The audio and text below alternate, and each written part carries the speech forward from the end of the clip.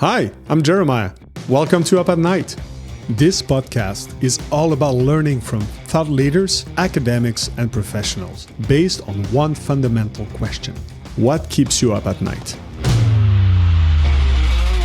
Welcome to Up at Night. I'm thrilled to be joined by Philippe Theriault this week. Phil is a good friend of mine. He also happens to be the CEO of Altanora and has over 20 years of experience managing sales as well as relationship in international businesses with different types of clients. So Phil, thank you so much for being with us today. And I would like to start by asking you, how did you end up being in your seat at Altanora? And tell us a bit more about your background as well. Well, I'm not the founder of the company. I bought the company in December 2020. So right at I would say at the beginning of the pandemic. I was with a previous company in California.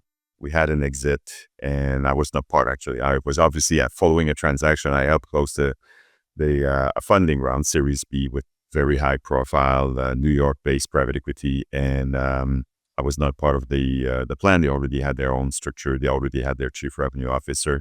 So we had some sort of a slow transition and I had to do something, right? Great timing. Didn't post anything on social media, nothing.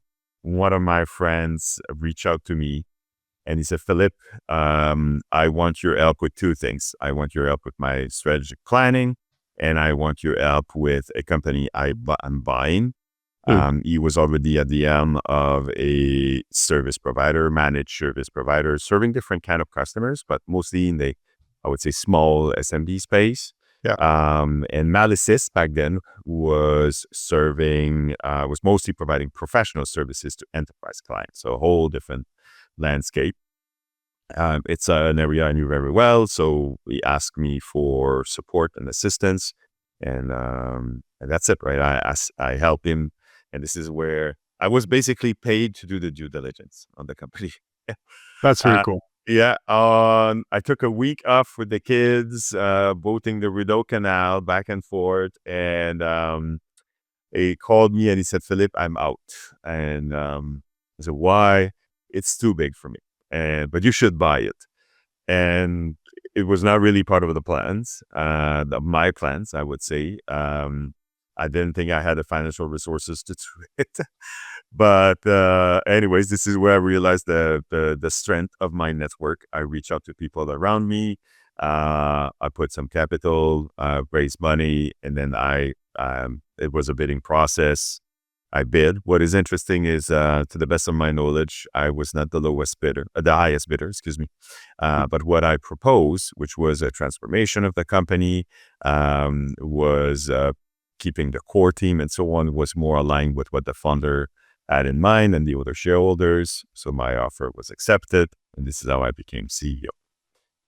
Before we talk about growth, which is astonishing in your case, I want to know a little bit more about how did you felt as a human who didn't start a company, going into this seat, probably being challenged in certain ways or having to influence people to adapt to your leadership philosophy and how you see companies and how you wanted to change direction. How did that happen? How did you felt? And how did you process that? Because probably we talk a lot about entrepreneurs that started a business, but buying something that's not yours to steer the ship in a different direction is another ballgame.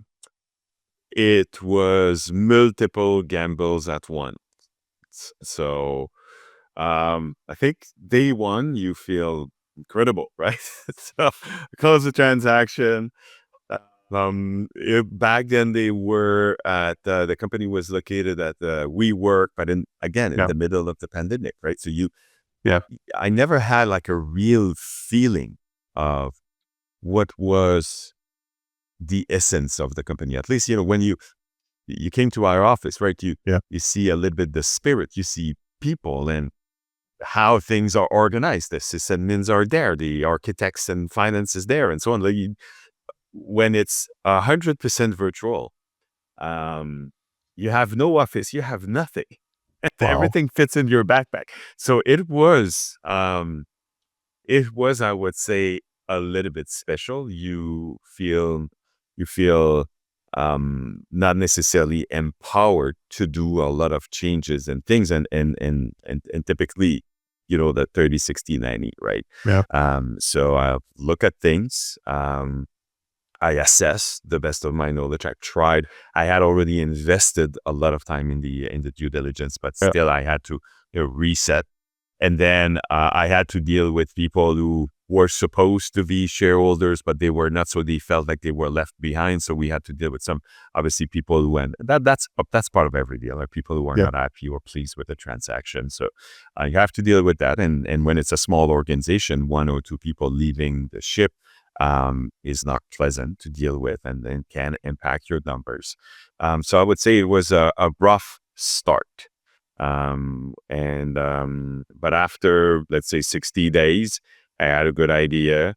I start proposing some changes, adjustment, maybe implementing my style to a certain degree. But to answer your question, you kind of realize that you don't have all the answers.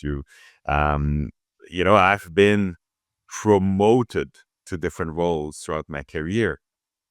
Now it was 100% self-made, right? Yeah. I was the master of my own destiny, with no real board, because I had the vast majority of the shares and so on, so full control.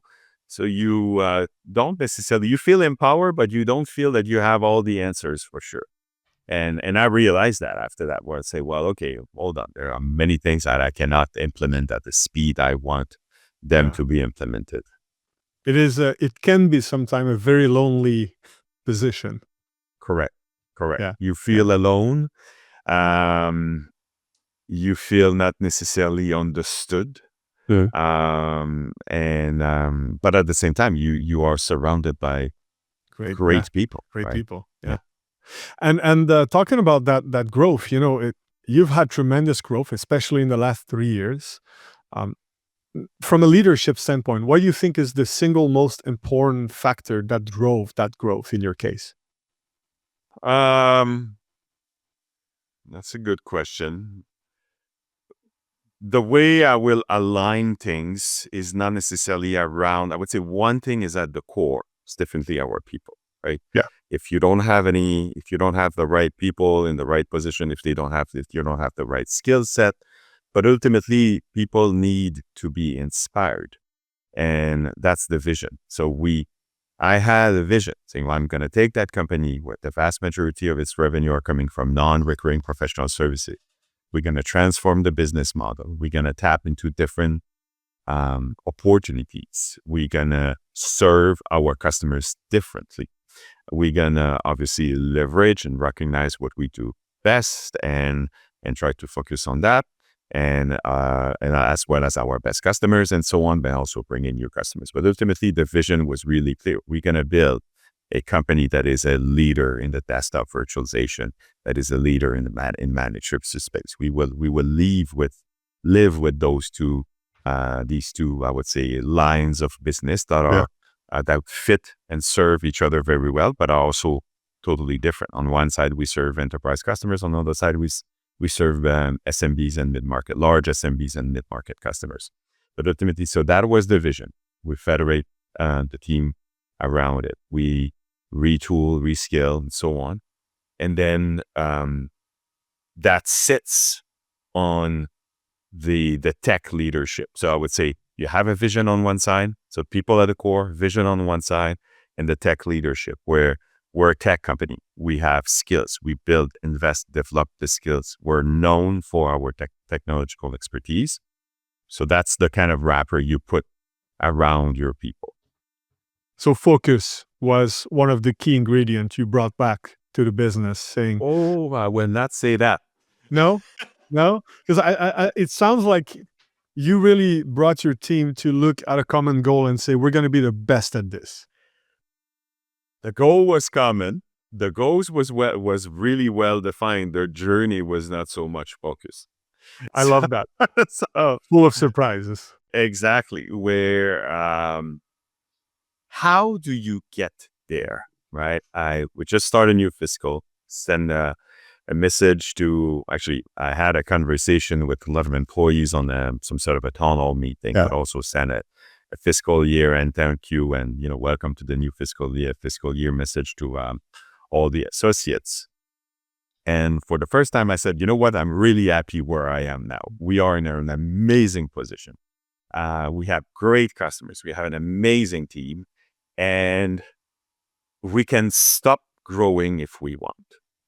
And we can just improve what we have and better serve and develop again and again. Yeah. And it's part of our DNA. So we say, well, no, maybe we will not stop growing, but we can now grow more responsibly and more with where we can choose our customers. We can choose we've been choosing our battles for a while, but really like we can decide, okay, well, this is how we can invest. We can look at beyond 3 or 4 quarters. Yeah. And that's what I like. But the journey, it's really, you have to look at your management style. You have to adopt your management style. You have to adopt the many things. And I would say the journey was not so much focused because we tried many things. Okay. Always so it's being nimble and readjust. Exactly. Uncertainty in the certainty, right? And trying things. And that's the reality of small businesses where when you decide, we don't want to do this anymore. We don't want to do that, or we were going to do something else. So our infrastructure doesn't allow us to do X, Y, Z. So they're tough decisions. And we had, I'm not ashamed to say that I changed my mind on a single topic maybe 20 times. It was, and it's still a tool on a lot of our people. But I've been very apologetic about that. But at the end of the day, I think now we know things are well aligned, but there are some things that have not been aligned. Yeah, it's like people expect us to have the answer. We don't. Answer, yeah, we don't. Exactly. Now, and sometimes people don't have the answer. We say, well, okay, I don't have all the answers. Obviously, the team will have all the answers. Yeah. And no, the team doesn't have all the answers. Let's figure it out. Yeah, and we were in the pre-Chat GPT / Copilot / Gemini era, right? Yeah. So, well, even that, like, there was no Chat GPT to maybe Chat GPT would have all the answers, but no. Yeah, or maybe it's hallucinating too. So, yeah. Now, one thing I want to touch upon, which is a rare case. In your case, it happened 3 years in a row, and that's why I really wanted you to have on the pod today. And let's talk about hypergrowth on 2 distinct aspects. How hard it is on a business, because people think, oh, it's hypergrowth, more money, more margin, more all this. It's easy, it's fantastic. Throw money everywhere. We're hypergrowing, which is total BS. Yeah. And then on a personal level, and not just for you, but also for your team, churn level, energy level. So please tell us, how did it go over the last 3 years? Because you've grown substantially, and I'm talking hypergrowth, double, triple-digit percentage in growth sustainably. How did that happen at the business level, and then maybe also on a personal level? Yes. So 100% in alignment with what you said. I mean, I have experience painless growth in some organizations. And before, I was not the CEO, and they were well-oiled machine. But when I joined, let's say Red Hat bought the company where I was one of the partners and the principals, and I think we joined Red Hat. The company had $900-ish million in sales, and then when I left 4 years afterwards, we were close to $3 billion, right? Wow. Yeah, that's a lot of growth, right? Yeah. In a repeatable business. And we didn't, it was not coming from acquisition. It was mostly coming from organic Real and growth, not M&A. real Wow. growth. Like we had a bit of M&A, but it was Yeah. not like contributing like Mm. massively to the expansion of our core business and all the new services and actually mostly products that we built. But it was painless.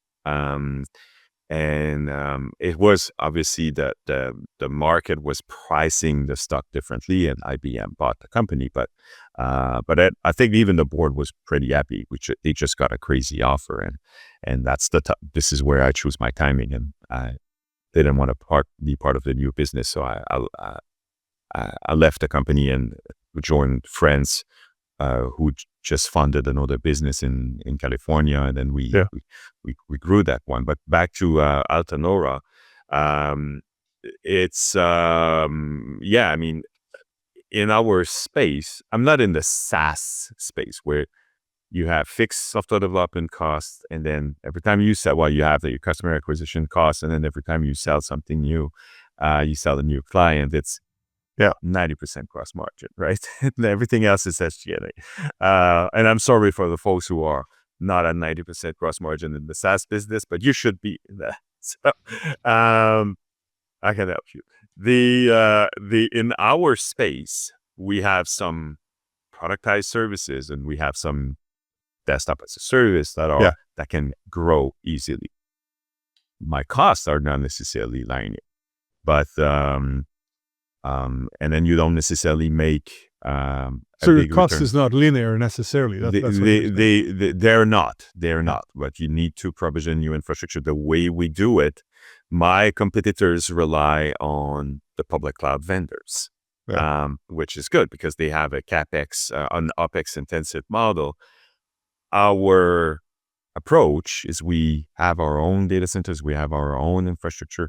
Our servers are optimized for our use cases. They're optimized for some use cases, like in architecture, engineering, construction, in financial services customers. So our cost structure is totally different.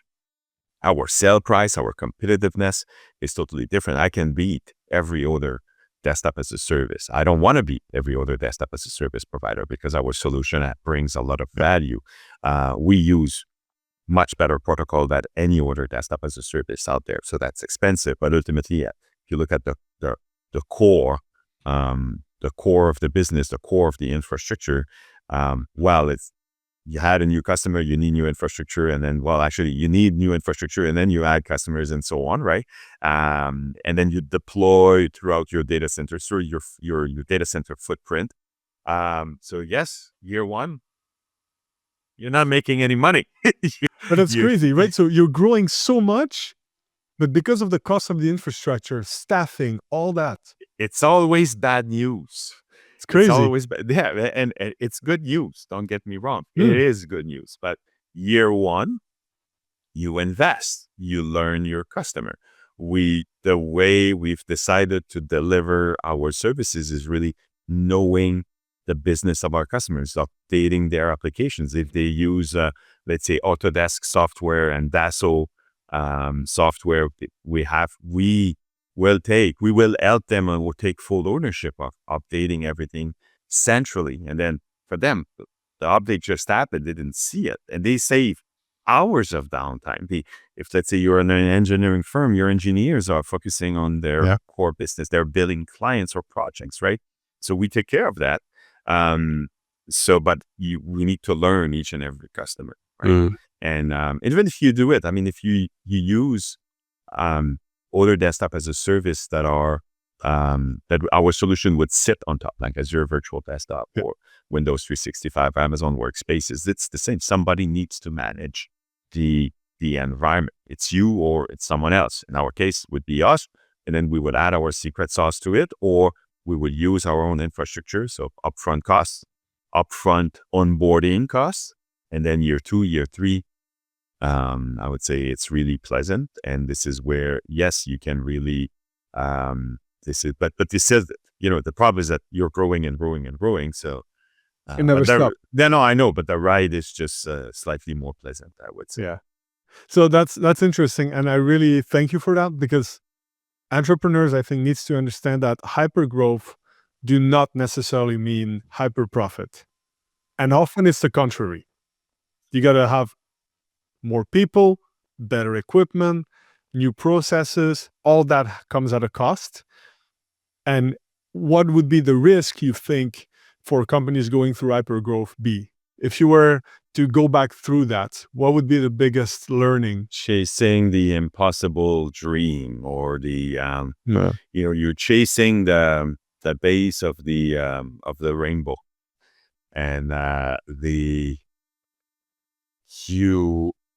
you need strong finance people by your side, right? You need people that will say no, but also people that will understand. And no is a very bad word in our space. The reason we exist is because other people would say no. But we have to say no, or we have to say yes, but or Or not right now, or exactly. And at one point, we had to reset and say, well, this is not a no. This is we will shape things differently. But and you have to say, well, your product, this is what we do, and that we don't want to do. And because our product is engineered, and if you're not an hyperscaler, referring to hyper growth, one of the part of the hyperscaler, which are the Microsoft, Azure, as AWS and Google, and some others, they're hyper in size, hyper in sophistication, and so on, but also very impersonal service, to unless really big enterprise, right? Even that, but they also experience hyper growth in some of their lines of business, and not so much growth in some other lines of business. But ultimately, for us, we had to really make sure that we were focusing on our core, that we had the support of everyone on board. We had the support of some customers. It's fully transparent for most of our customers, but well, okay, we don't have a customer in your space. You're going to be our first, let's say, when we got our first US customer. Yeah. Well, I had 0 data center in the US. So, which was not a problem, but they were still served and happy to be served by our green data centers, green powered data center in Canada. But now with many customers in the US, and where the US actually is for us is we don't necessarily look if a customer is in the US and Canada. For us, I mean, they're just customers. It's totally, it's not part of our conversation anymore. We have customers and we don't really care where they are. Ultimately, well, we do care, but it doesn't change anything for us. Doesn't change much on that end. Yeah, exactly. We can serve our customers anywhere in the Americas, I would say. Long story short, and even in Europe now, and even in Australia now. So, to answer your question, that what I would say to, let's say, other companies experiencing hyper growth beyond, make sure you have strong financial people, make sure you really understand your product market fit, and you become, I would say, obsessed with that's my buying person, my ideal buying persona. This is how my product will serve it. Get there. And then you chase that instead of trying to, bend over backwards for XYZ use cases that are not necessarily designed for you. Yeah. And as I always say, don't run out of money, because hyper growth takes money. But that's another topic. That's a whole different topic, where the CEO's number one job is to make sure that there will always be money in the bank account. And if you're not ready to deal and manage that well, that's our number one job. Yeah, you're not a CEO, and you're always selling. You're the face of the company if you want. I don't necessarily want to be the face of the company. Yeah. But let's say externally, You're the face of the company. You are. And you're the company's number one salesperson. It's just that who you would end up selling to would be investors, partner, bankers, whatever, but future employees and so on. But and then you have to make sure that you have enough money, and that you manage what you have very well, and then you have the smart people around you that will manage it responsibly as well. Yeah. Now, all that obviously, personally, is a lot to manage. How did you feel? And how did you see people around you reacting to that after a couple of months where, you're happy, everything is growing so fast, and then, well, it's time to deliver. There's a tool, right? Yeah. Well, I'm not sure we had there's a time to deliver moment. I think we have been on a quest and constant change journey.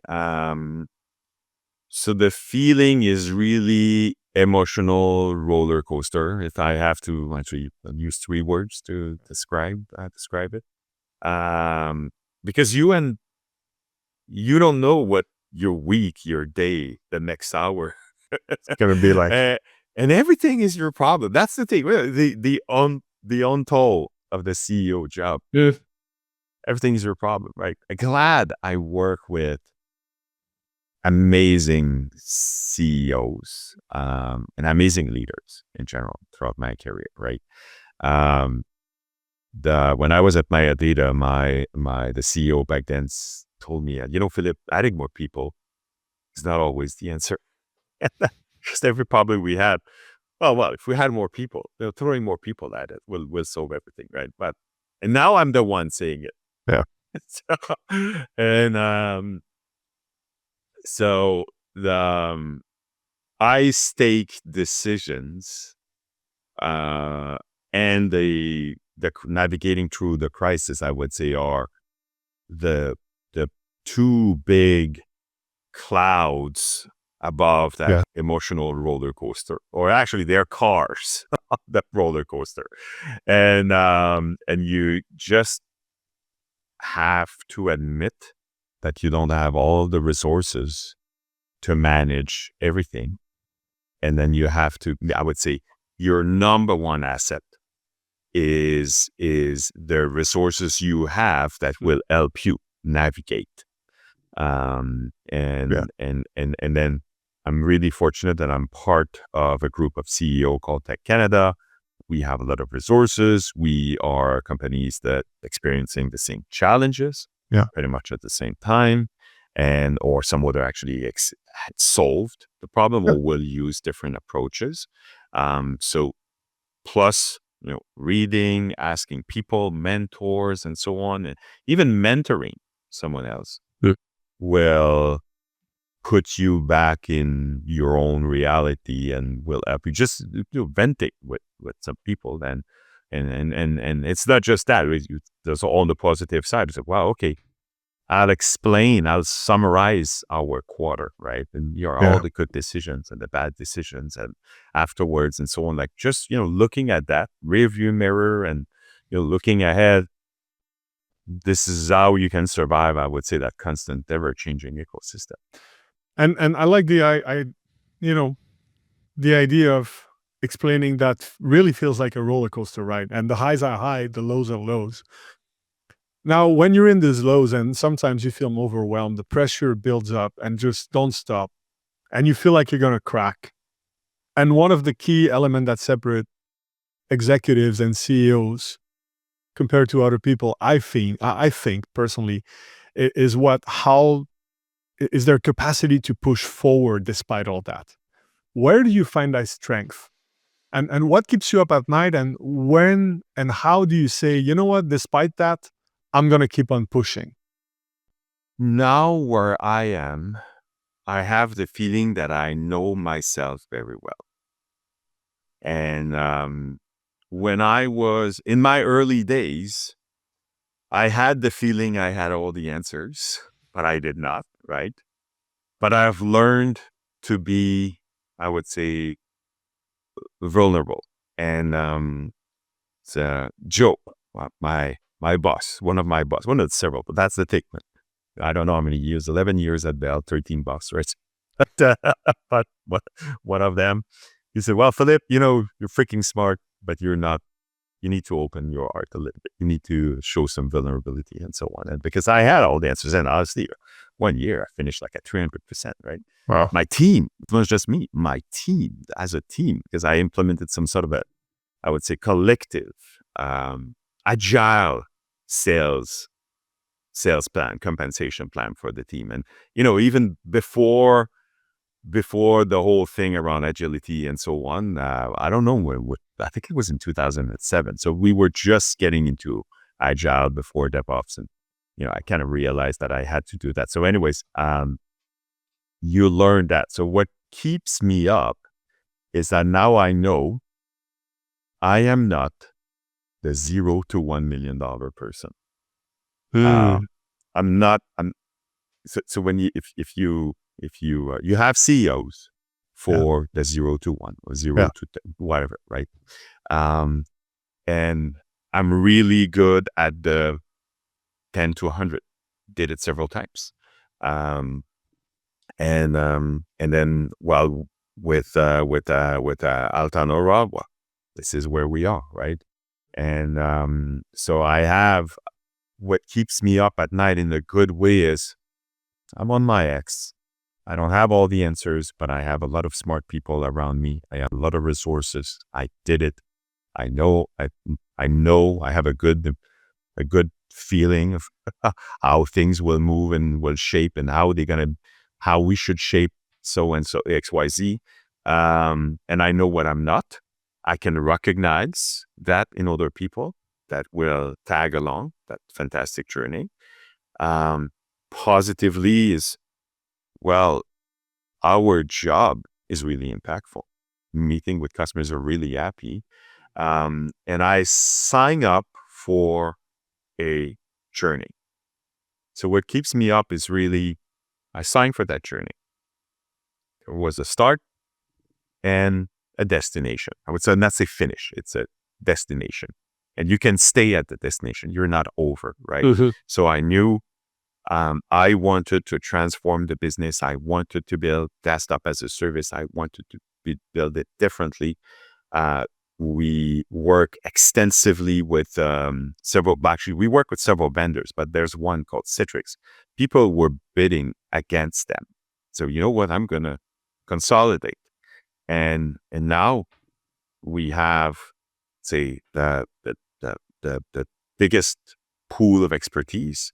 Wow. We have a lot of volume, therefore very interesting pricing, knowledge.